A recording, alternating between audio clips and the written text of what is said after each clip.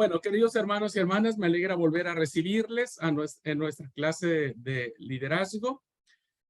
Eh, Vamos a tener dos sesiones más, hermanos, de nuestra clase de liderazgo. Será la sesión de hoy y la sesión de mañana. Y con eso estaremos cerrando ya nuestra materia. Hoy quiero reflexionar con ustedes un poquitito sobre dos temas que espero me dé tiempo llevarlos a cabo. Y para eso necesitaría plantear un marco bíblico que sé que quizá muchos de ustedes ya conocen este marco bíblico porque yo lo uso mucho en mis cursos de liderazgo, pero creo que es vital volver a recordar. Hoy nos enfrentamos a grandes desafíos respecto de nuestro quehacer como líderes en medio de una sociedad posmoderna. Vivimos tiempos serios, como lo dijo James Emery White en su maravilloso libro, y creo que todos estamos conscientes y necesitamos no perder de vista el contexto en el cual ustedes y yo, Dios nos ha plantado para ejercer nuestros ministerios, nuestros liderazgos. Y para establecer este marco bíblico, quisiera que alguien me ayude a leer el primer libro de las Crónicas en el capítulo 12. Y espero que nadie esté buscando Crónicas en el Nuevo Testamento, porque si no, entonces sí lo voy a reprobar. Primer libro de las Crónicas, capítulo 12, versículo 32, si alguien lo tiene y me ayuda a leerlo. Permiso. ¿Sí? De los hijos de Isaac, 200 jefes cuyas palabras eran respetadas por todos sus parientes, pues sabían cuándo actuar y qué debía hacer Israel. Gracias. ¿Qué encontramos aquí, hermanos? Encontramos una clave hermenéutica muy importante que hoy los líderes tenemos que tener. Dice el texto, no voy a explicarlo, solamente voy a centrar en ese solo versículo, que de los hijos de Isaacar había 200 entendidos, 200 personas, ¿no?, que tenían dos características. La primera de ellas es que estas 200 personas primero eran entendidos en los tiempos. Y la segunda característica es que sabían lo que tenía que hacer Israel. Hoy, hermanos, los que necesitamos ejercer un liderazgo en el siglo XXI, debemos saber los tiempos que estamos viviendo. Nosotros no podemos estar ajenos a las cosas que nos rodean, a las circunstancias que se mueven en el mundo. Nosotros debemos estar conscientes de lo que sucede en nuestro alrededor, de las cosas y situaciones que pasan en nuestros contextos, para que entonces, como los hijos de Isaacar, sepamos qué hacer. Hoy necesitamos líderes que marquen caminos con la brújula de Dios. Hoy necesitamos hijos de Isaacar, hijas de Isaacar, que no seamos ignorantes de las cosas que suceden a nuestro alrededor, que no nos encerremos en nuestros mundos y en nuestras preocupaciones, sino que abriéndonos a lo que sucede en el mundo, cuando haya algo que tengamos que hacer, sepamos qué hacer, sepamos dirigir a la iglesia, sepamos dirigir a nuestros jóvenes, a nuestros niños, a nuestros adolescentes, a nuestros matrimonios, a hombres y mujeres. Un líder, hermanos, que no sabe lo que sucede en su tiempo, no está capacitado para marcar el rumbo, para decir qué es lo que tenemos que hacer. Hijos de Isaacar necesitamos hoy. No voy a explicar nada más, hay mucho que decir sobre esto, pero marco como un eje referencial, porque lo que vamos a ver en clase ahora tiene que ver con esto, ¿no? Tiene que ver en qué medida ustedes y yo debemos estar entendidos en los tiempos. Segundo marco referencial. Alguien que me ayude a leer Hechos de los Apóstoles, capítulo 13, versículo 36. Son dos textos claves de liderazgo, hermanos y hermanas. Yo siempre inicio con estos textos cada vez que armo un curso de liderazgo, porque son mis marcos de referencia. El líder tiene que saber los tiempos para que sepa qué tiene que hacer. Si no, no, vamos a estar perdidos igual que el mundo, ¿no? Y ahora nos encontramos en el segundo marco referencial del testimonio de un hombre, ¿ok? ¿Alguien quiere leerlo? Hechos de los Apóstoles, capítulo 13, versículo 36. Permiso. Adelante. Ciertamente David, después de servir a su propia generación, conforme al propósito de Dios, murió. Fue sepultado con sus antepasados y su cuerpo sufrió la corrupción. Gracias. Este texto, hermanos, es muy iluminador y revelador en cuanto a nuestro quehacer como líderes. Le dijo el sacerdote a sus feligreses en plena homilía: todos ustedes van a morir, capaz y yo también, dijo el sacerdote. Capaz y yo también. Bueno, hermanos, todos vamos a morir. Todos vamos a morir, como le sucedió a David. Ese es nuestro final. El problema es qué tan triste va a ser ese final, qué tan trágico va a ser ese final, ¿no? Y entonces el escritor a los Hebreos toma un punto muy importante, dos elementos que tienen que ver con David, así como dos elementos tuvieron que ver con los hijos de Isaacar, que eran entendidos en los tiempos y le decían a sus hermanos lo que tenían que hacer. Ahora encontramos dos elementos muy importantes. Dice el testimonio de David que David, habiendo servido a su propia generación.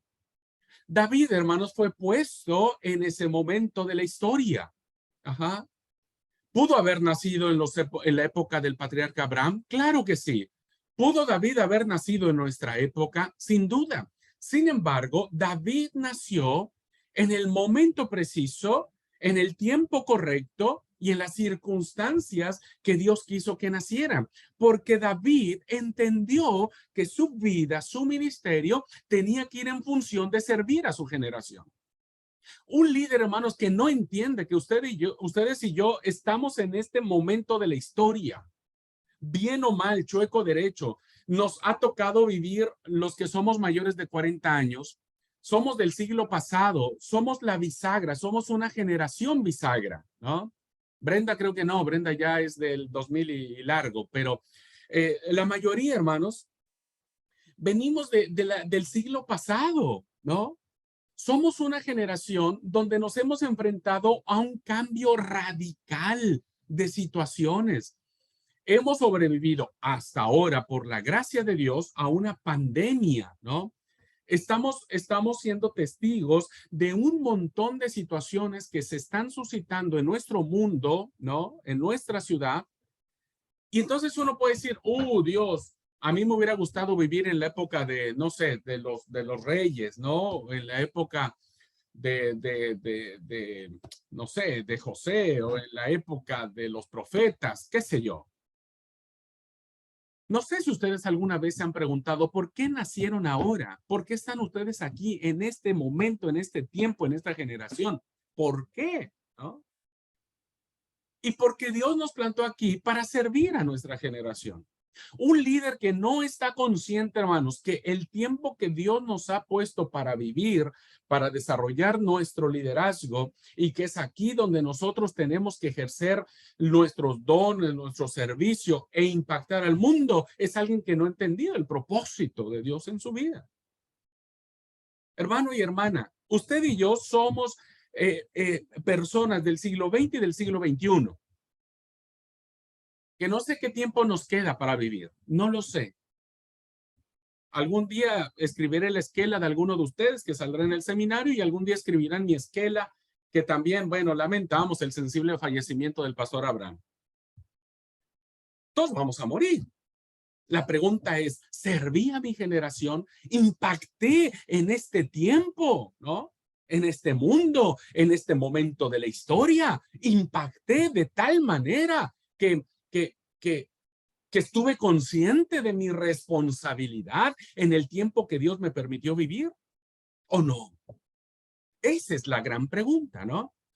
Y entonces, el segundo elemento que aparece del testimonio de David, según el libro de Hechos de los Apóstoles, es que David no solamente sirve a su propia generación, sino lo hace según la voluntad de Dios. Hoy necesitamos líderes, hombres y mujeres, que estemos conscientes que Dios nos plantó en esta generación, en este tiempo de la historia, para servir conforme a la voluntad de Dios. Necesitamos líderes, hombres y mujeres que levanten la voz, ¿no? Que levantemos la voz en el nombre de Jesucristo para impactar a nuestro mundo, ¿no? Y entonces lo que quiero enseñarles ahora, queridos hermanos, es más o menos cómo podemos lograr ser hijos de Isaacar, ¿no? Y cómo podemos lograr ser como David. Y que cuando alguien, oficie nuestro funeral, pues al menos haya cierta alegría de decir, este tipo, esta mujer, sirvió a su propia generación conforme a la voluntad de Dios y ahora duerme esperando la promesa de la resurrección en Jesucristo. Ayudémosle un poquitito, hermanos, a los que van a oficiar nuestro funeral. Ayudémosle un poquitito, ¿no? Para que al menos tenga algo que decir a favor nuestro en nuestro funeral, ¿no? Ok. Planteé estos dos marcos de referencia y que habría que decir un montón, pero no voy a profundizar. Solo quiero que sepan, hermanos, necesitamos nuevos liderazgos emergentes. Hoy se habla de liderazgo emergente. Este es un término muy de moda. Se acuñó hace unos 10, 15 años aproximadamente. Se habló dentro de los círculos evangélicos protestantes sobre liderazgo emergente. Y cuando se planteó el liderazgo emergente, se planteó dadas las circunstancias que estos cambios que estamos viviendo en nuestro mundo, se hizo necesario líderes que dejaran de estar en sus templos para salir de manera emergente a apagar el incendio que se estaba dando en el mundo. Así que mi primera clase que voy a tener ahora lleva por título ¿cuáles son los tiempos que estamos viviendo?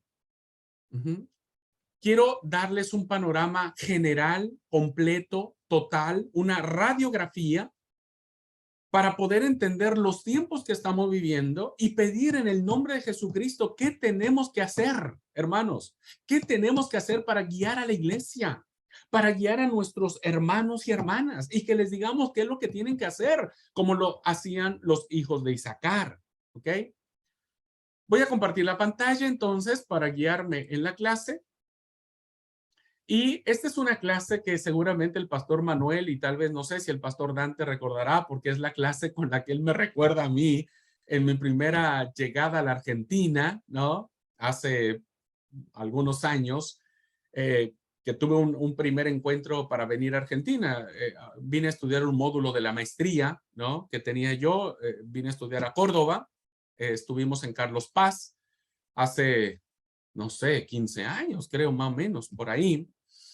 Y bueno, después pasamos a la iglesia en Loma Verde, ahí conocí al pastor Manuel, ahí conocí a Liti, Dante, bueno, a todo un montón de gente ahí en Loma Verde que conocí. Y el pastor, no sé quién era el pastor Manuel, ¿vos te acordás quién era el pastor? ¿Era Luis? No. Sí, era el pastor Luis. Sí, Sí, ¿verdad? El pastor Luis era el pastor. Yo tampoco conocía a Luis, bueno, ahí nos conocimos y todo, y bueno, me permitió dar una enseñanza que fue sobre esta clase. No ha cambiado mucho, ¿eh? Y ahora vamos a ver la relevancia. Dale, bueno, vamos a compartir. Esta clase se llama, hermanos, los paradigmas emergentes de liderazgo que tiene que ver con nuestros tiempos. Miren, muchos sociólogos establecen que el tiempo que estamos viviendo sigue siendo una época moderna, ¿no? Una época moderna. Hay otros sociólogos que dicen que hemos dado un paso en la historia y ahora vivimos en la posmodernidad, es decir, lo después de esta etapa. No me voy a detener en los grandes bloques que la historia de la humanidad ha tenido en toda su existencia. Solamente decirles que ahora a ustedes y a mí nos ha tocado vivir en la modernidad. Y si lo planteamos desde otros autores, diríamos que vivimos de la posmodernidad. Bien, lo que pretende esta clase, de manera muy rápida, pero muy general, es plantearle cuáles son las consecuencias que hemos tenido ante los efectos que se suscitan a nuestro alrededor y que a veces ni cuenta nos damos de que eso está sucediendo y que por lo tanto no sabemos a veces cómo guiar, cómo aconsejar a nuestra iglesia. Bien. Primer fenómeno de la modernidad o de la posmodernidad.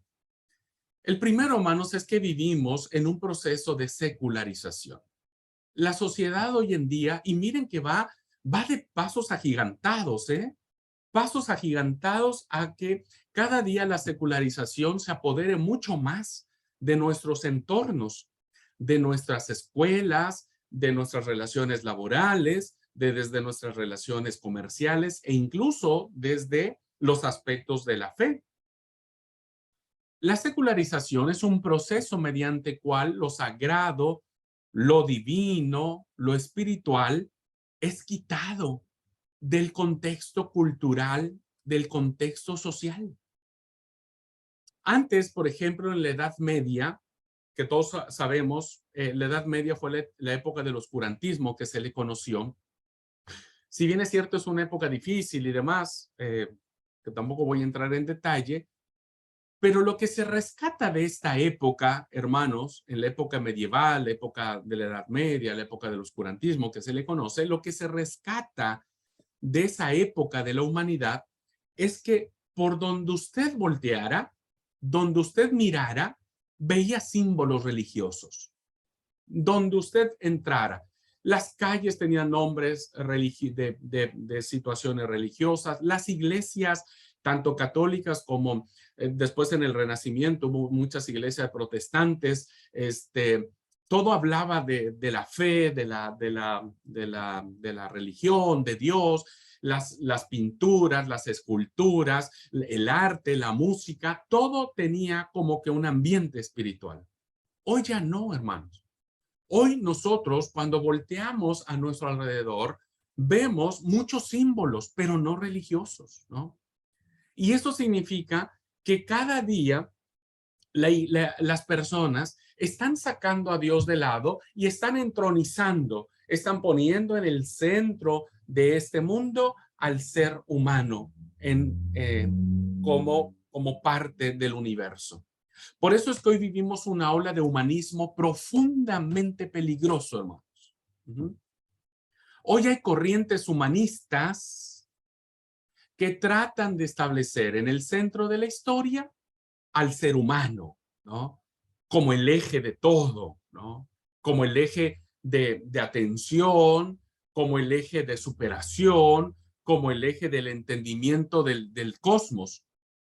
En años pasados, en siglos pasados, el universo giraba en torno de Dios. Dios era el centro y a partir de allí, hermanos, todo lo demás tenía entendimiento. Hoy ya no. Hoy ya no. Hoy parece ser que a Dios por decreto se le ha sacado de la vida pública, ¿no? Hoy ya no hablamos tanto de Dios. Hoy los símbolos han cambiado, ¿no? Porque el hombre forma parte del centro del universo. Esta cita, que es fantástica, es una cita que aparece en el libro de James Emery White en Tiempos Serios, que refleja, hermanos, no solamente nuestra sociedad. Las sociedades europeas, las sociedades norteamericanas están entrando en este grave conflicto de secularización y se está entronizando las filosofías de Nietzsche, ¿no? Principalmente este filósofo alemán narcisista, que él dijo, una de las frases que ha quedado como un eslogan para todos aquellos que están sacando a Dios por decreto en el centro de la vida de las personas. Y esta cita la encontramos en este libro de Tiempos Serios de James Emery White. Dice, el filósofo alemán Friedrich Nietzsche puede haber proclamado que Dios está muerto. Eso es lo que decía, ¿no? Los ateísmos se están creciendo cada día más se confiesan las personas como ateas, ¿no? Y hay grandes debates al respecto. Hoy lo que tiene que ver como símbolo religioso, ¿no? Ya no lo está más. Fíjense, lo mismo sucede en nuestras casas, hermanos, en nuestros hogares. En nuestras casas, ¿no? Hay pocos símbolos religiosos. Y no estoy diciendo, queridos hermanos, que tengamos una imagen o algo por el estilo. No. Ustedes vean el cuarto de un adolescente, ¿no? Y va a tener más fotografías de Buddy Boom o Buddy Bam, la verdad que no sé ni cómo se llama este cristiano, ¿no? Este personaje, o de Daddy Yankee, o de, no sé, de qué tantas, antes de tener, no sé, un pasaje bíblico, por ejemplo, ¿no? Hoy tenemos más cuadros de autos, de moda, de qué sé yo, mil cosas, antes de tener algunos símbolos evangélicos, cristianos, ¿no? Que nos recuerden a Dios. Increíblemente, queridos hermanos y hermanas, ¿no es cierto? Los símbolos religiosos, evangélicos, no existen más, ¿no? Y entonces, hoy cuando alguien maneja un símbolo evangélico o religioso, pues ya se le nota raro, ¿no? Se le mira raro. ¿Por qué? Porque el eslogan que dijo Nietzsche, Friedrich Nietzsche, que Dios está muerto, lo completa magistralmente James White cuando dice, pero aparentemente unos pocos en América asistieron al sepelio. Esta frase, hermanos, refleja la vida que tienen las grandes ciudades, ¿no? Las grandes culturas, ¿no? Principalmente la europea, la yanqui principalmente, la asiática, no se diga más, ¿no? Y que de alguna forma van siendo influencia a nuestras sociedades. Dios está muerto, dijo Nietzsche, y en América, los yanquis, decía él, ni siquiera se enteraron de eso. Ni siquiera tuvieron la oportunidad de ir al sepelio de Dios. Con esto, damos por sentado, queridos hermanos, que cada día nos vamos a enfrentar a este proceso de secularización y que va a ser cada día más grande, ¿eh? Cada día más fuerte, muy fuerte. Este movimiento está en marcha ya desde siglos atrás. Europa, que era la cuna de grandes religiones, del protestantismo, ¿no? Se convirtió, los templos que antes eran dedicados al culto, a la piedad, ahora se convierten en templos dedicados a la razón. A la razón. Nietzsche dijo que Dios estaba muerto y parece ser que estamos ante esta realidad de que pocos ni siquiera se enteraron y pocos asistieron al sepelio de Dios. Esta es una realidad de la secularización. Estamos sacando a Dios de en medio y estamos colocando. Fíjense, hubo una entrevista que se hizo a la hija de Bill Graham, este gran predicador evangélico que seguramente muchos conocen, y le preguntaron que por qué Dios no estaba cuando se hizo la tragedia de las Torres Gemelas, cuando se hizo el ataque, ¿no? Cuando los actos terroristas del 11 de septiembre. Y ella dijo, Dios no se ha ido del lugar de donde Él ha estado. Él estuvo cerca de nosotros, ¿no? Nosotros lo hemos sacado de nuestra vida, lo hemos sacado de nuestras escuelas, lo hemos sacado de nuestros planes de estudio, lo hemos sacado de nuestros trabajos. Proceso de secularización. Ojo con eso, líderes. Estemos muy alertas y pensemos si no ese proceso de secularización también nos ha afectado a nosotros, ¿no? Hay muchos cristianos que prefieren usar muchas pulseras o muchos accesorios, ¿no? Que hoy están de moda, pero pocos pueden ir con su Biblia en la mano o pueden ir con un símbolo religioso. No estoy diciendo, insisto, que tengamos que colgarnos un crucifijo ni nada por el estilo, pero a veces nos es más fácil adaptarnos a lo que el mundo nos ofrece, ¿no? No quiero que tengamos fanáticos religiosos, no. Pero la secularización nos está ganando. Segundo, hermanos, esta cita de Peter Werner, uno de los grandes sociólogos cristianos que existen, es bien interesante también, hablando de América, ¿no? De nuestros vecinos, ¿no? Dice, si India es el país más religioso de nuestro planeta y Suecia es el menos religioso, América es una tierra de hindús regido por suecos. Ojalá se entienda la cita, ¿no? Evidentemente, India es uno de los países que tienen, que creo que 300 millones de dioses. 300 millones de dioses tiene la cultura india.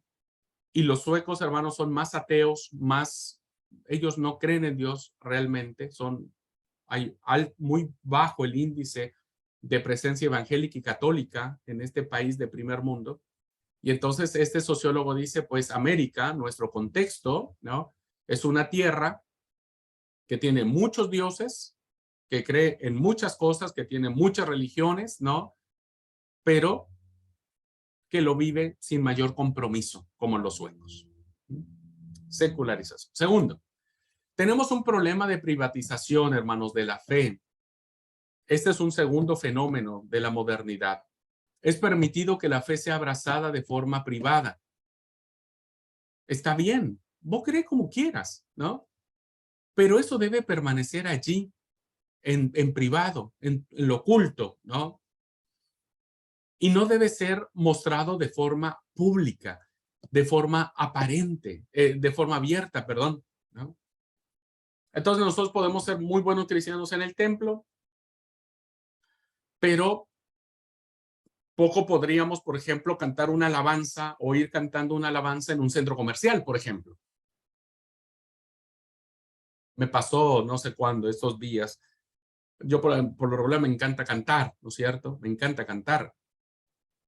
Y no canto bien, canto para mí, gracias a Dios. Canto para mí, para mis adentros. Pero yo mismo vi ahora, ¿no? Yo iba cantando un himno que me gusta mucho.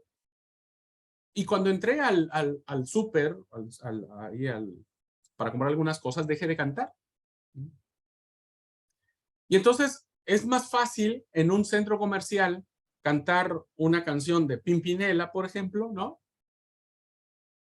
Que cantar un himno, ir cantando mientras va uno agarrando el azúcar, la leche, no hay Dios tan grande como tú. No lo cantamos, no lo hacemos, ¿no? Porque entramos en un fenómeno de privatización, es decir, la vida religiosa se vive en el templo. Máximo, lo más que se puede es en la casa, ¿no? Pero de ahí en fuera, no hay una conexión de vivir la fe de manera pública, donde todos nos vean. Yo dije, pues, ¿por qué tuve que pararme? ¿Por qué no seguí cantando? ¿No? Y es muy probable que tengamos este fenómeno de privatización. Este ejemplo lo vemos claramente en el fundador de una de las cadenas de comida rápida más famosas que existen. Se dice, hermanos, que Ray Kroc, uno de los fundadores de McDonald's, ¿no? Tenía este cuadro en su oficina. Él dice, creo en Dios, la familia y McDonald's, pero en mi oficina este orden está invertido. Esta visión, hermanos, es lo que está teniendo hoy, ¿no? Creo en Dios, creo en mi familia y creo en mi trabajo. Pero cuando llego en mi trabajo, entonces primero en mi trabajo, luego mi familia y hasta el último creo que está Dios. Porque Dios solamente tiene que establecerse y tiene que hablarse y tiene que vivirse en el templo. Y los sábados, por cierto. Porque somos re sabáticos nosotros, ¿no? Solo los sábados. Este es un gran peligro. Y estamos pagando las consecuencias. Porque entonces seguimos creyendo que la vida espiritual solamente son los sábados y la vida secular, acuérdense, ¿se escuchan recuerdan esa palabrita? Mi vida secular.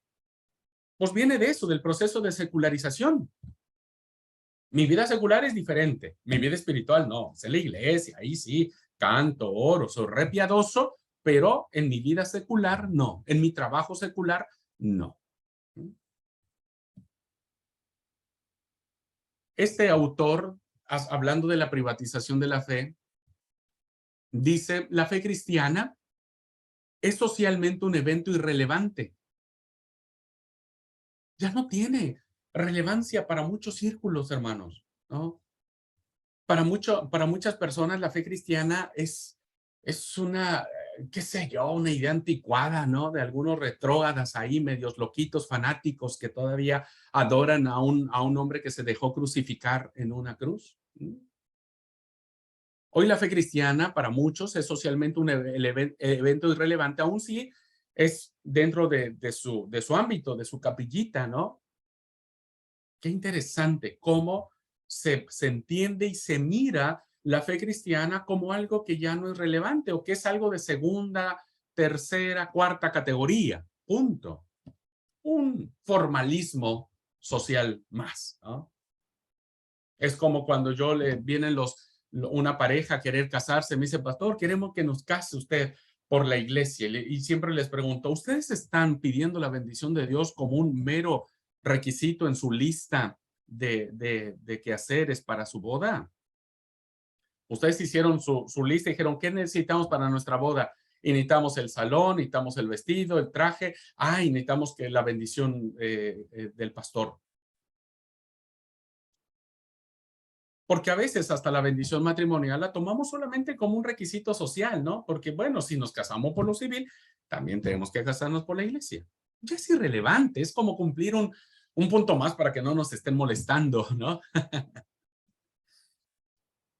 Cuidado con esto, líderes. Abramos los ojos. Tercero, hay un fenómeno, una teoría que se le llama el naturalismo reductivo.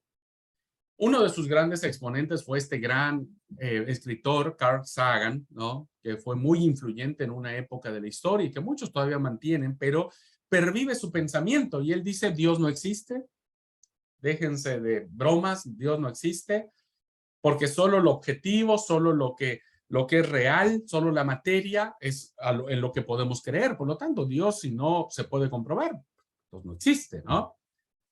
Y un poco tomado de la mano del humanismo, ¿no? Dice, el hombre es el tesoro de todas las cosas. A eso se le llama el naturalismo reductivo. Lo vemos en otro gran exponente, ¿no? Todo se reduce al fenómeno de la naturaleza, no es Dios. Olvídense, no sean tontos. ¿Cómo todavía se dejan convencer por esas teorías irrisorias y a veces algunos se atreven a decir estúpidas que tiene la Biblia, ¿no? ¿Cómo todavía siguen pensando a estas alturas del siglo XXI, con tantos adelantos, con tanto que la ciencia ha tenido que creen que Dios todavía es el que creó todas las cosas? Bueno, hoy estamos en un embate nuevamente donde ha resurgido la teoría de la evolución, donde se sigue manifestando que Dios no es quien creó al hombre, ¿no? El relato de la Biblia es, pues nada, es escrito por fanáticos. Y entonces se le da más valor o más crédito a la teoría de la evolución de las especies por Darwin o por cualquier otro que lo haya iniciado, porque dicen que Darwin no fue el primero, ya había antes otro que lo había explicado, o ya sea la teoría del Big Bang, ¿no? La famosa teoría del Big Bang, donde colisionaron dos estrellas y demás. Hermanos, es tan fácil entender esto, ¿no? Aun cuando alguien me haya dicho, mire, nosotros venimos de la evolución de una pequeña especie, de un pequeño, no sé, ser, ¿no? Chiquitito. Y a partir de ahí, ese empezó a mutar con los siglos y se hizo más grande y se hizo más grande. Es solo decir. ¿Y quién crees que creó esa cosita chiquitita? Pues Dios. El mundo se creó porque colisionaron dos estrellas en el universo y hubo una gran explosión. Ok. ¿Quién creó esas dos estrellas que colisionaron en el cielo? Pues Dios. Entonces sigue siendo Dios. ¿No? Pero hoy tenemos un gran problema con esto. Dios ya no es necesitado como una explicación. Ya no. Ahora tenemos otros recursos, otras formas para entender quiénes somos, cómo somos, por qué somos. Dios ya no es importante. Siguiente característica, hermanos. Hoy vivimos en una sociedad dualista, fíjense ustedes, muy dualista, ¿no? Vivimos en una sociedad donde están separadas las cosas, están divididas en pares, ya no hay una conexión, ¿no? Y entonces nos enfrentamos a estos dispares, ¿no? De la vida, que ya no es una, como dice el texto sagrado, somos uno, somos una unidad. Y entonces vivimos esa separación, ese dualismo, ¿no? Muy de la filosofía china, por cierto, ¿no? El yin, el yang, ¿no? Y entonces estos dualismos se manifiestan en nuestras relaciones, ¿no? La mente y el corazón, ¿no? La mente, el corazón, las emociones y nuestro pensamiento están separados. El alma y el cuerpo están separados. El sexo y la sexualidad son diferentes. La fe y la razón no es un todo.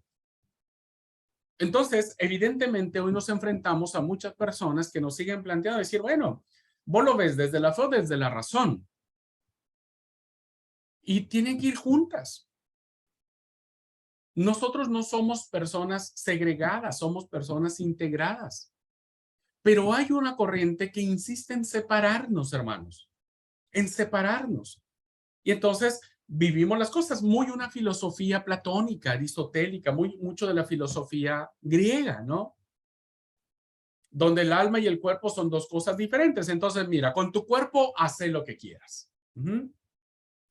Tatúatelo, tener relaciones sexuales como quieras, tener vicios. Mira, con tu cuerpo, porque el cuerpo es malo, la carne es pecadora, ¿no? Entonces, haz lo que quieras con tu cuerpo. Hoy encontramos mucho eso, ¿no? En las personas que defienden el aborto. Es mi decisión, es mi cuerpo. ¿Vieron? Es mi cuerpo. Porque eso es lo que dijeron. Con tu cuerpo haz lo que quieras, ¿no es cierto? Ahora, tu alma no, tu alma es diferente. Esa es la que tienes que cultivar y esa es la que tienes que cuidar y esa es la... Eso no lo enseña el texto sagrado. Nosotros somos uno. El cuerpo es de Dios, dice el apóstol Pablo. Y Dios guarde enteramente y sin reprensión vuestro cuerpo, alma y espíritu hasta la venida de Jesucristo. Entonces vivimos dualismos, hermanos, dualismos que nos separan de la realidad y entonces son como excusas para que cada uno viva y haga lo que quiera. Tenemos el dualismo de la razón, el dualismo de la fe en esta figura, ¿no? El hombre pensante, la razón, el conocimiento. Y abajo tenemos decir, bueno, puedo también ser espiritual. Podemos ejercer nuestra religiosidad en los templos, alabar, bendecir, pero en nuestras empresas, nuestras fábricas, somos fríos, somos silenciosos, no nos importa.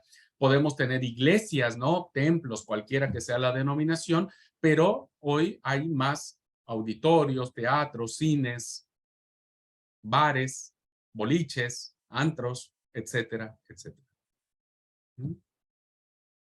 Porque vivimos en una sociedad que nos está enseñando que estamos separados. Entonces, vos haces en alguna cosa lo bueno y si después haces lo malo, bueno, pues ni modo, es parte de, ¿no? Tenés derecho. Siguiente, hermanos. Este es un gran problema. Tenemos una pluralización o un relativismo moral, ¿no? Cuando hablamos de la pluralización de la fe, es que hoy hay muchas opciones para elegir. Hay miles de opciones, ¿no? En México, por ejemplo, había casi, hace muchos años, había casi 6,000 asociaciones religiosas entre católicos y protestantes. 6,000, hermanos, hermanas.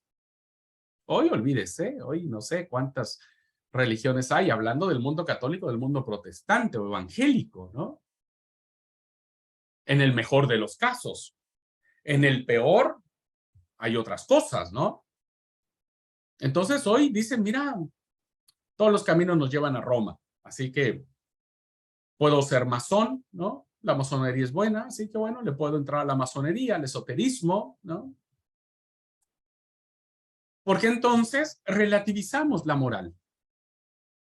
Ya lo moral ha quedado sin efecto, hermanos. Ya hoy vivimos en un relativismo moral donde ya la frontera que teníamos re clarita de decir esto es bueno y esto es malo, hoy ha cambiado terriblemente.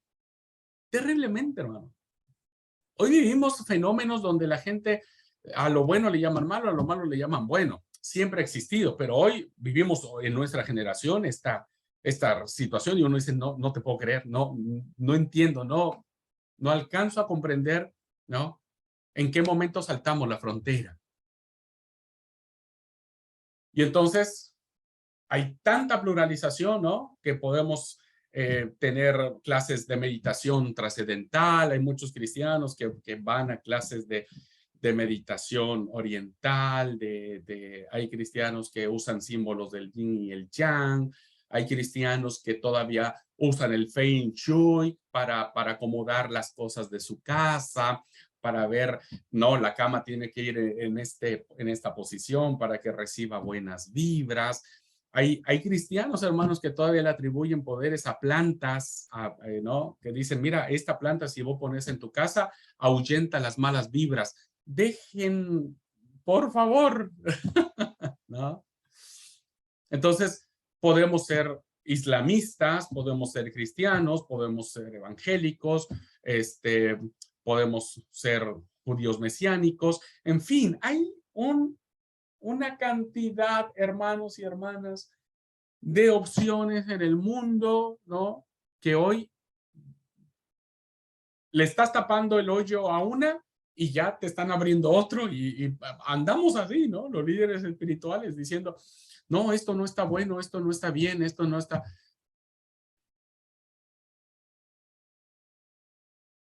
¿Qué sé yo? ¿Es malo tatuarse? Y no sé.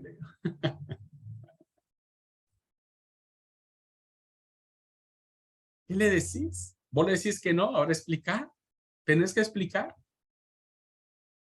Y a veces uno dice, es que en el libro de Levítico dice, miren, hermanos y hermanas, ya vamos a entrar en el tema de la Biblia, pero sí, no te hagáis ninguna rasguñadura y demás.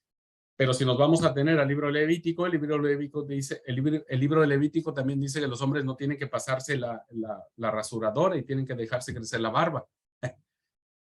Eso también dice Levítico, ¿no? Bueno, ojo con esto, hermanos, estamos entrando en este problema. En un sincretismo donde, pues sí, no es tan difícil, no es tan malo, ¿no? Y hay tanta confusión, ¿no? Nuestros jóvenes van al culto de una religión, van al culto de otra religión, van a las reuniones de otra religión, van a conciertos de cantantes evangélicos, ¿no? En fin, estamos teniendo un problema donde en esta generosa muestra ortodoxa, remezclada, de fe genérica, de diferencias minimizadas, de tolerancias como virtud suprema, pues todo es permitido. Y al rato entramos en una confusión que no sabemos quiénes somos, por qué creemos lo que creemos. Y mucha gente termina diciendo, mira, me cansé de tus dogmas, me cansé de esto, encontré que la verdadera libertad es hacer lo que yo quiera, así es que chao Dios, chao Jesús, chao la palabra, chao la iglesia, chao todo. Un problema, hermanos. Hay una abundancia de esta mezcla, de esta mistura de sincretismo.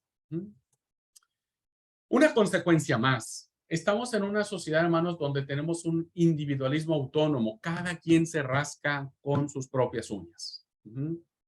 No hay comunión, no hay coinonía, no hay la preocupación por el prójimo. Cada quien vive su realidad, ¿no? Yo me recuerdo que cuando era más chico me subía a un colectivo y yo le decía a todo el mundo, buenos días. Y hoy todo el mundo, y en ese momento todo me contestaba, me decía buenos días, buenos días, buenos días. Todo el mundo contestaba. Hoy te subís a un colectivo y le decís buenos días, nadie te contesta. Nadie te contesta. ¿Saben por qué? Algunos porque ya se les olvidó y otros porque todos están con sus audífonos, hermanos. Todos están con sus audífonos. Lo primero que hacen al subirse a un colectivo es ponerse los audífonos, olvidarnos de nuestro alrededor. No me importa lo que sucede a mi alrededor. Necesito concentrarme en mí mismo y solamente en mí mismo. Por eso es que cuando alguien se sube a un colectivo, buenos días, pues nadie te contesta, porque nadie te escucha, ¿no? Porque cada quien está en su onda, cada quien está en lo suyo, cada quien está en su contexto, ¿no es cierto? Y este es un gran problema que existe en el mundo. Esta historia de esto, ¿no? Me siento solo, ayúdenme por favor. Esta parte de considerar. Un segundito, que hay un micrófono abierto, no sé de quién sea. No sé de quién es el micrófono. ¿Era mío? No. A menos que los difuntos hagan ruido, pero... Esta imagen que aparece en la diapositiva, hermanos, es el reflejo de una sociedad cada día más decadente. No hay ayuda al prójimo, no hay mirar por el otro, ¿no? Entre más nos hacemos a un lado, cuando alguien se siente solo, la gente dice, ayúdenme, necesito que alguien me escuche, esté conmigo, ¿no? Hoy cada quien vive su propia realidad, ¿no? Y eso se le llama individualismo autónomo. Una consecuencia más de lo que está sucediendo en nuestros tiempos. Hay un hedonismo narcisista, hermanos y hermanas, hasta más no poder. Hoy de manera de broma lo decíamos con Ricardo, ¿no es cierto? Pero hermanos, hoy el tema de verte bien, de verte hermoso, de verte lindo, ¿no? Ay, está de moda. Yo le critico mucho a los jóvenes cada vez que tengo alguna charla con algunos jóvenes, les hago la cargada, pues les digo, chicos, ¿qué les llama la atención de poner esas poses todas así sexys, ¿no? En un baño. En un baño. Cácala. Y lo primero que hacemos es subirlo a nuestras redes sociales, postearlo. Hey, aquí estoy, mírenme, ¿no? Y entre más lindos, lindas nos veamos, entonces estamos entrando en esta parte narcisista, ¿no? Narciso era un hombre, es una mitología de Narciso que se creía tan lindo, que todos los días iba y se veía en el reflejo del agua. Él estaba enamorado de sí mismo y entonces necesitaba verse en el reflejo del agua. Y se veía tan lindo, tan hermoso, ¿no? Que un día perdió el equilibrio, cayó al agua y se ahogó, ¿no? Se ahogó. Bueno, hoy vivimos en un mundo narcisista, queridos hermanos, donde hoy los sentidos, la sensualidad, lo que tiene que ver con aquello de no envejecer, ¿no? Con aquello que tiene que ver con sentirte atrayente, para que no te sientas viejo o vieja, acabado, acabada, ¿no? Hoy un montón de gente gasta plata en operaciones faciales, rinoplastia. Miras la tele y hay un montón te presentan a un tipo con un cuerpo escultural, a una chica con un cuerpo escultural, ¿no? Y yo digo, yo me veo en el espejo y me siento miserable en comparación a esos cuerpos, ¿no? Porque hoy el placer por el placer, ¿no? Mira los centros comerciales. Los centros comerciales están hechos para atraer el placer. Por eso es que hay mucha gente que incluso cura su depresión yendo de compras en los centros comerciales.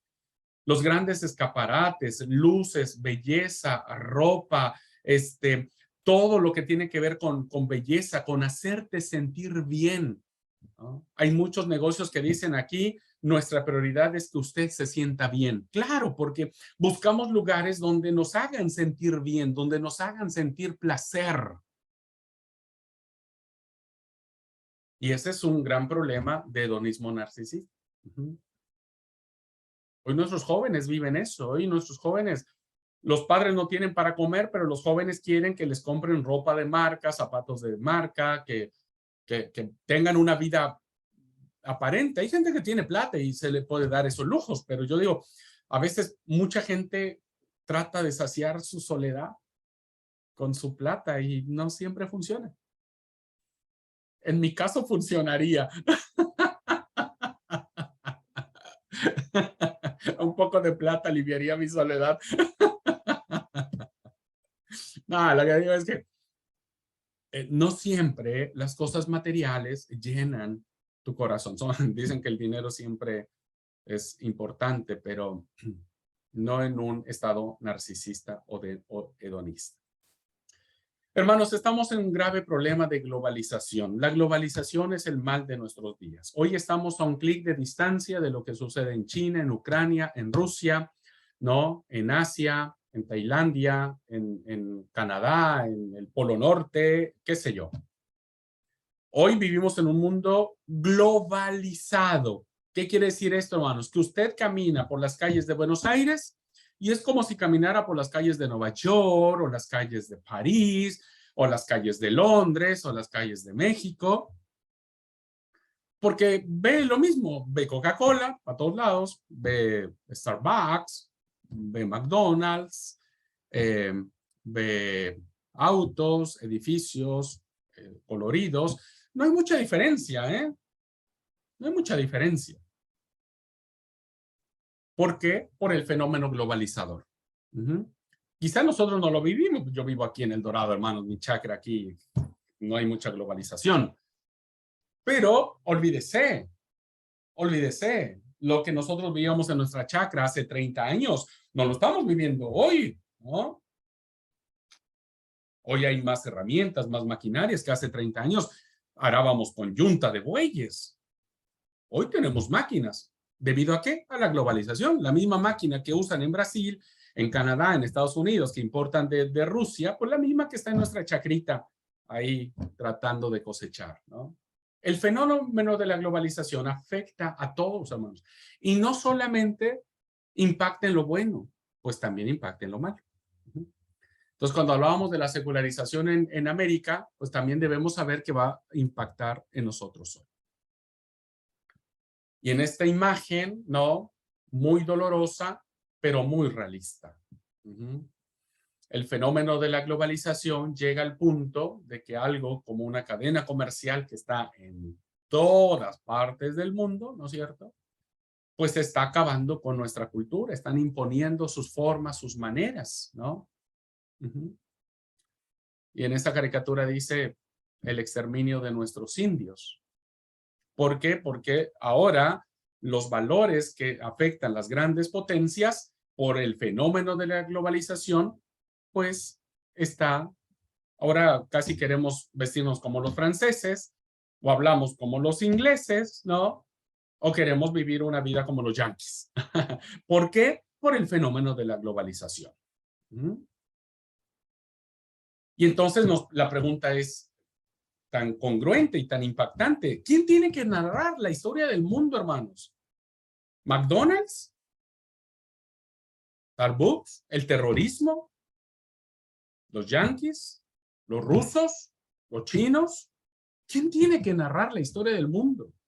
Y nosotros debemos saber, hermanos, que es Jesús. Jesús, su evangelio, tiene que seguir narrando. Hoy vivimos esta generación, bueno, nos tocó, hay que servir esta generación, queridos hermanos y hermanas, ¿no? Pero hay que tener los ojos abiertos. No solamente debemos encerrarnos en nuestro mundo religioso y decir, no, no pasa nada. Sí pasa, hermanos, y pasa mucho, ¿no? Jesús tiene que narrar la historia del mundo. Su santo evangelio tiene que seguir siendo una vía, la única vía, diría yo, de salvación, la única. No hay otra, hermano, no hay otra. ¿Qué otro fenómeno nos enfrentamos? La era digital. La era de las redes digitales. Olvídense, hermanos. Hoy tanto nos funciona para bien, como hoy tenemos nuestro seminario, gracias a Dios, pero también nos funciona para mal. Estamos esclavizados. Y hoy tenemos este complejo, ¿no?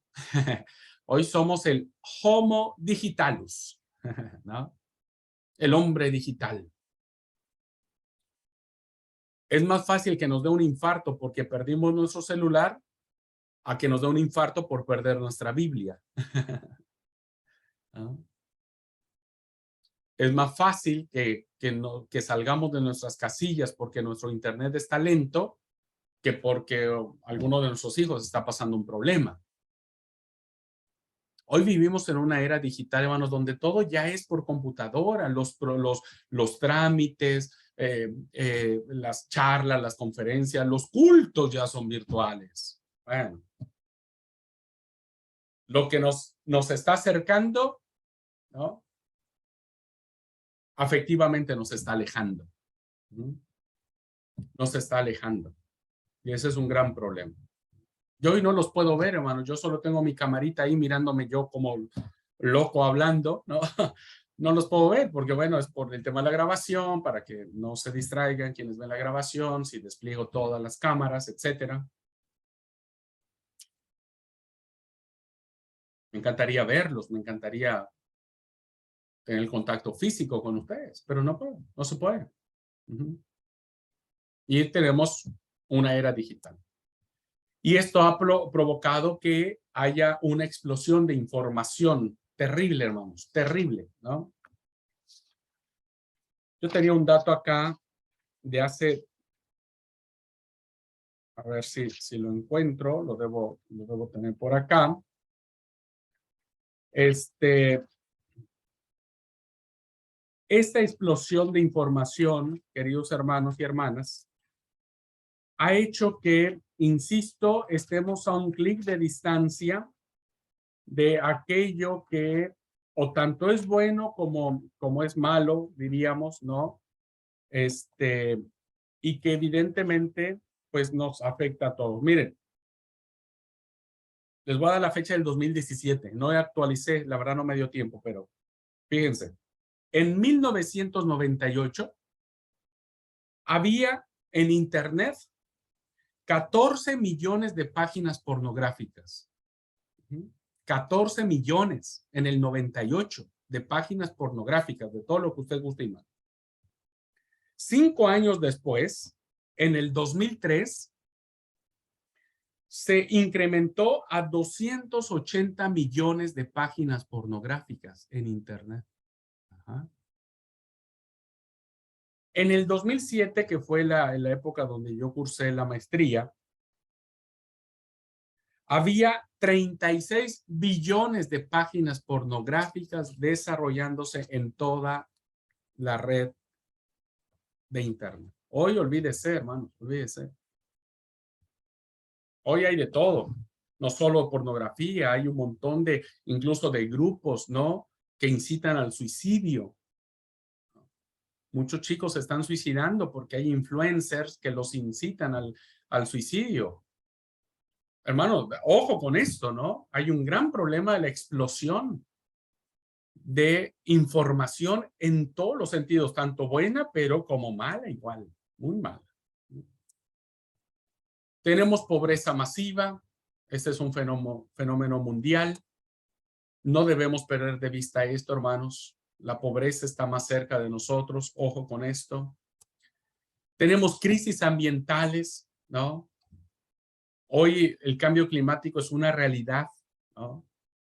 No lo digo en términos apocalípticos, sino lo miro en términos de nuestra mayordomía. Nos hemos consumido el mundo.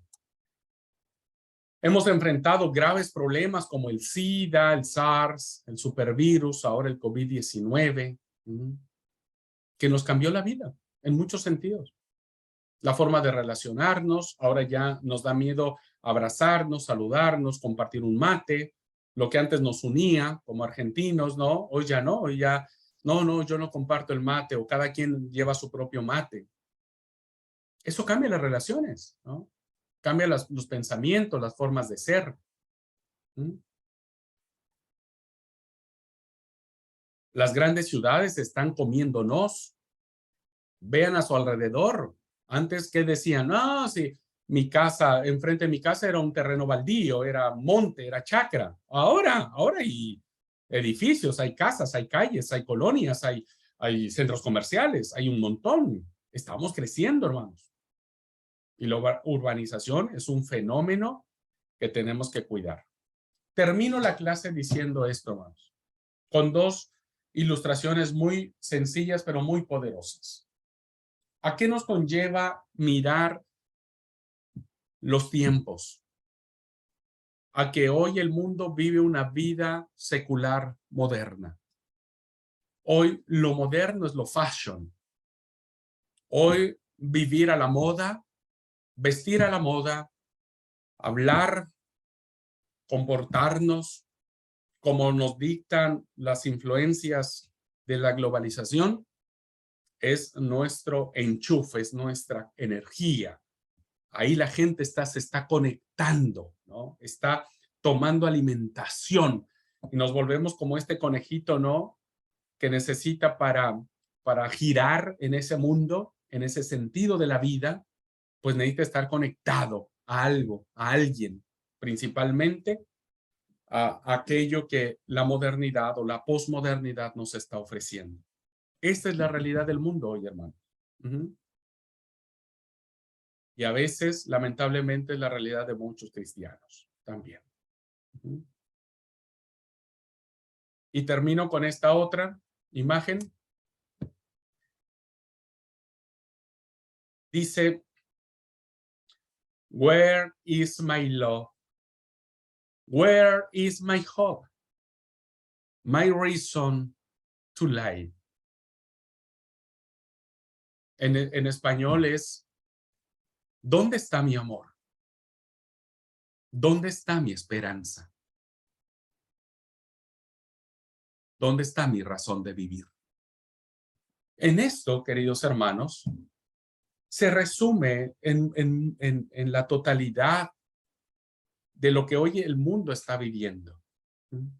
¿Dónde está mi amor? ¿Dónde está mi esperanza? ¿Dónde está mi razón de vivir? Y es ahí, hermanos, donde el líder tiene que entrar, tiene que enfrentar. Aquí es donde entramos nosotros, hermanos. Es en este contexto en donde nosotros somos los hijos de Isaacar o debemos ser los hijos de Isaacar. ¿Ah? Entendidos en los tiempos que le digamos a la iglesia hacia dónde tenemos que ir. Hoy tenemos que vivir como David, sirviendo a nuestra generación conforme a la voluntad de Dios.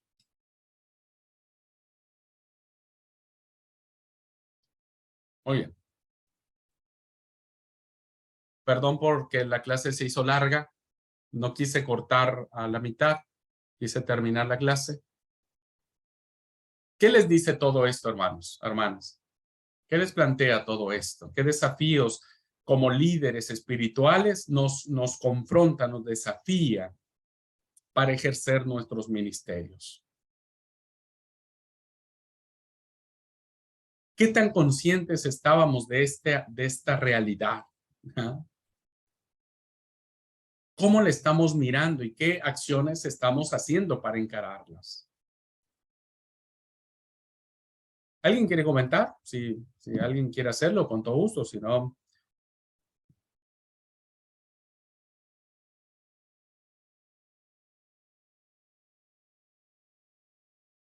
Sí, Mario, adelante. Sí, en primer lugar, hablando de las plantas que ahuyentan los malos espíritus, espero que todos hayan tomado ayer su caña con ruda, ¿no? Sí, aprovechando. Yo creo que el pastor no tomó por eso los ruidos extraños hoy en la clase. No, quisiera compartir, justo aprovechando que se fue Norma, quiero confesar un robo acá. Entonces vi que hace unos días Norma puso en su estado y tomó una captura de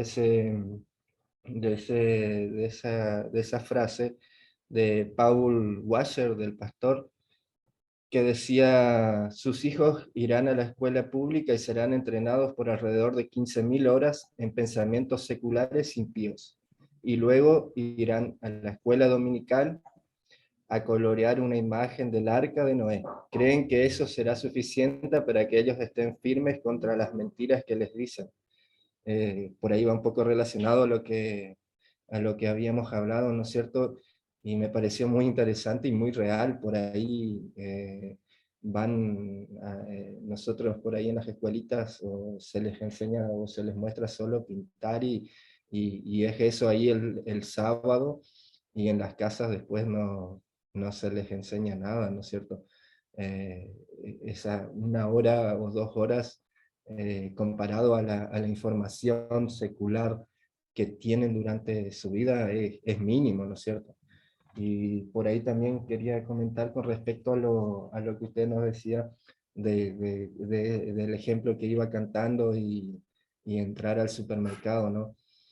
A veces nos pasa a nosotros, y lo digo porque me pasó a mí muchas veces, uno, uno no hace esas cosas porque uno tiene miedo de pasar vergüenza o pasar por loco, ¿no? Y debería ser al contrario, uno eh, debería por ahí dejar al otro con vergüenza y decir, no, mira, este está haciendo bien y yo soy el que está equivocado, por así decirlo de una manera, ¿no es cierto? Demostrar que nosotros somos realmente cristianos y a veces no lo hacemos para quedar bien socialmente, ¿no es cierto? Sí, sí, Mario, y la verdad que planteas un punto muy interesante, no sé, creo que en clase de espiritualidad planteábamos, ¿no? O sea, a veces pensamos que la educación de nuestros hijos está solamente, la educación cristiana espiritual está en la escuelita, y los papás hacemos eso, ¿no? Le decimos a las maestras de la escuelita, bueno, aquí te dejo a mi hijo, encárgate vos y enseñale vos a mi hijo. Pero, pero es cierto, o sea, ¿cómo fortalecemos eso en nuestra familia, no? Que es allí donde debe iniciar la educación de Jesús, en nuestra casa, en nuestra familia. Yo soy muy respetuoso, no estoy de acuerdo, y lo digo con mucho respeto, pero soy muy respetuoso, qué sé yo, cada quien tiene su idea. No estoy de acuerdo con algunos cristianos que no mandan a sus hijos a la escuela, que les dan clases en sus casas, la famosa clase en casa o la educación en casa, ¿no? Y cuando he hablado y he preguntado por qué toman esa decisión, bueno, porque dicen que no, porque en la escuela les enseñan muchas cosas negativas, muchos antivalores, muchas.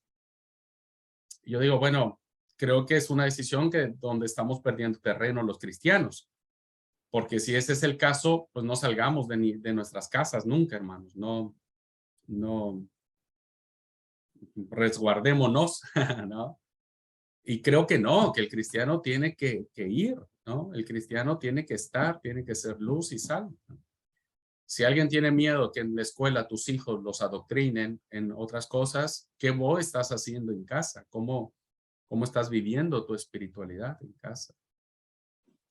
Lo digo con mucho respeto, sé que algunos hermanos tienen esa idea, la respeto mucho, pero yo si tuviera hijos, yo los mandaría a la escuela y les enseñaría, les daría las herramientas para que peleen por su fe, que entren en la lucha, que se vistan de la armadura del Espíritu Santo y que le entren a la pelea, ¿no? Que le entren a la lucha.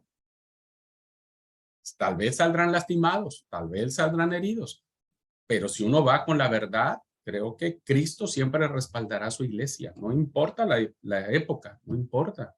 Cristo siempre va a ser fiel. Bueno, no tengo hijos. Pastor Manuel. Sí, bueno, buenas tardes para todos que no los saludé todavía. Y sí, en realidad eh, me hizo pensar mucho la clase, qué dinámica que debería ser la iglesia para no quedar al margen, ¿no? De todos los cambios que estamos experimentando. Y sí, con respecto a lo que comentaba últimamente, me recuerdo como si fuera hoy la educación que papá me dio con respecto.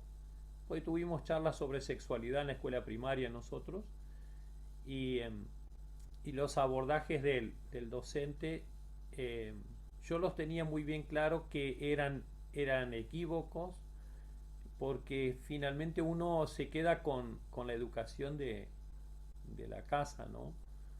Así que digo esto, qué relevante que es la familia en medio de estos cambios, ¿no es cierto?, que hoy pudimos experimentar a través de esta clase, que son realmente, a veces nos dejan, yo me estoy quedando ya como antiguito, podría ser.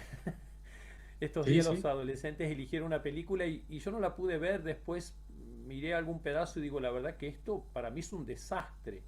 Y ellos dijeron que les pareció tan buena la película y les había dejado un mensaje y yo digo, ay Dios mío, le digo, Germán, mete mano vos, yo no puedo analizar esto tampoco. O sea, no quiero quedar en la ortodoxia absoluta, pero sí el dinamismo nos empuja a de pronto ser muy cuidadosos, ¿no es cierto? Y avanzar. Y que Dios nos ayude. La verdad que muy buena la lección. Gracias, pastor. Sí, los desafíos son grandes, ¿no? Pero bueno, mayor es el que está en nosotros que el que está en el mundo. Pero hay que encararlo. Hay que entrarle a la batalla. A veces los líderes, por no querer salir lastimados o raspados, pues no nos metemos, ¿no es cierto? Pero yo digo, hay que pelearle un poquitito a esto, ¿no es cierto? Hay que pelearle, me parece. Al menos no que dejar tan fácil la cosa. Gracias, pastor. Gracias. ¿Alguien más, hermanos, quiere compartir alguna idea antes de irnos al receso? Pastor Dante. Sí, a lo que decía un poquito el hermano Mario y, bueno, por usted en la clase, de naturalizar un poquito la vida espiritual y no hacerla tan, me llegó esto, ¿no? Tan dualista, no caer en ese dualismo, ¿no? Donde ser una persona, digamos, integrada en todo, ¿no? En los sentimientos, en nuestro cuerpo, en todas las relaciones, en todo expresar a Dios, no estar ahí, digamos, es un desafío a diario que tenemos que enfrentar, ¿no es cierto? Y tomarlo más natural también, ¿no? A lo espiritual, ¿no? Porque es cierto que estamos viviendo en un mundo donde más por ahí en las grandes ciudades o a los alrededores, ¿no es cierto? El tema de hablar de Dios es un tema tabú ya, es un tema que no existe casi, ¿no? Por ahí de pronto en las provincias siento que es un poquito más, más natural, ¿no? Están un poquito como más contagiados de eso, pero más en las grandes ciudades es complicado, es cierto. ¿Será por el bienestar, por la mejor posición económica o más facilidad un poquito en alcanzar alguna ayuda social? No sé, no, porque a veces la necesidad hace también, pero no sé lo que será que, pero se hace difícil. Y en eso tenemos que luchar, ¿no? Realmente luchar. Yo lo siento así, ¿no? Sí, sí, pastor, sí, y realmente este es el dualismo es un daño que ha hecho profundamente, que ha hecho un profundo daño a nuestra integridad, a nuestra vida, a nuestra relación con Dios, ¿no? Esta disociación donde decir, bueno, puedo hacer lo bueno en esta parte y en aquella es como que el permitido, ¿no? Cuando realmente somos una esencia, somos uno mismo, donde todo converge, ¿no? Nuestros pensamientos, nuestros sentimientos, nuestro cuerpo, todo es uno. Y me parece que este es uno de los grandes desafíos que hoy tenemos en la vida. Fíjate, querido amigo, hace, a ver, ayúdenme un poquitito. ¿Cuándo salió? ¿Ustedes cuándo se acuerdan que conocieron el teléfono celular? Yo me acuerdo que cuando, no sé, hace 20 años más o menos, ¿no? Más o Sí, más menos, o menos 98, 2000 por ahí. Las ponerle primeras. 20 años, ¿no? ¿Cómo eran los celulares en aquellos tiempos, hermanos? Estaba el Eran, Movicom. Pues, El Movicom, pesaba ese, como sí. 5 kilos, pesaba ese. Dios eterno, era un ladrillo de esta cosa, ¿eh? De este tamaño, ¿no? Y todos eran chetos teniendo el ladrillote acá. Uno, hermanos, uno que iba a anhelar tener un celular de ese tipo. Jamás, jamás. Eso era como para la gente cheta, ¿no? Hoy, a 20 años, ¿no? Ahora, les pongo este desafío como líderes, como líderes. ¿Cómo creen que la situación estará dentro de 20 años en el futuro?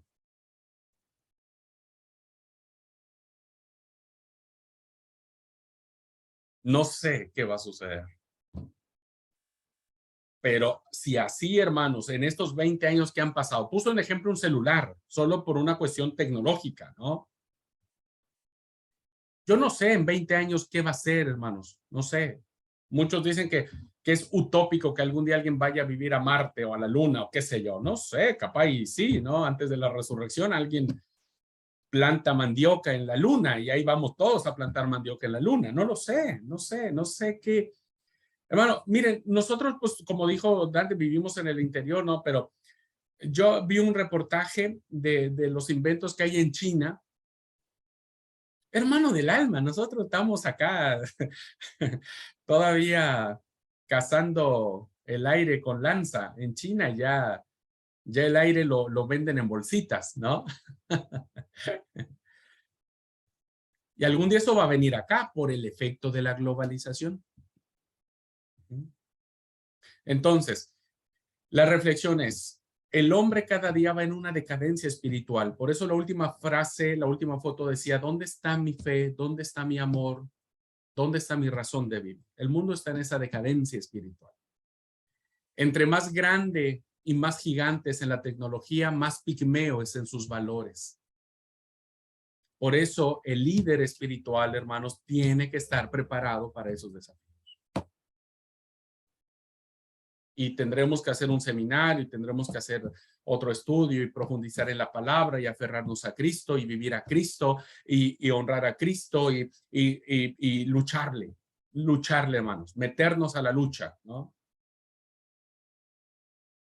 Creo que esa sería la última y única respuesta que necesitamos.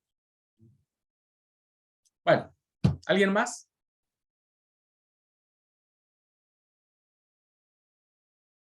Sí, Marianela, adelante. Y bueno, me quedé pensando en esto de que el estrés es la enfermedad de moda, ¿no? Que antes no existía el estrés. No, todos estos adelantos llevó a que en mayor o menor medida tengamos episodios de estrés que nos afecte, ¿no? Todos estos adelantos también nos causan preocupaciones. No es solamente para el bienestar del hombre, sino que también causan preocupaciones. Y muerte, ¿no? Muerte. El estrés es la enfermedad silenciosa que está matando a muchas personas. Nos está matando y está empezando por limarnos los dientes, los que tenemos bruxismo. Está iniciando allí. Bien, vamos a tomar 5 minutitos de receso, hermanos, y la clase que viene es muy corta, la que viene, pero no por ser corta, no profunda. Y quiero plantearles algún desafío, alguna luz que nos permita ver cómo encarar esta cosa, ¿no?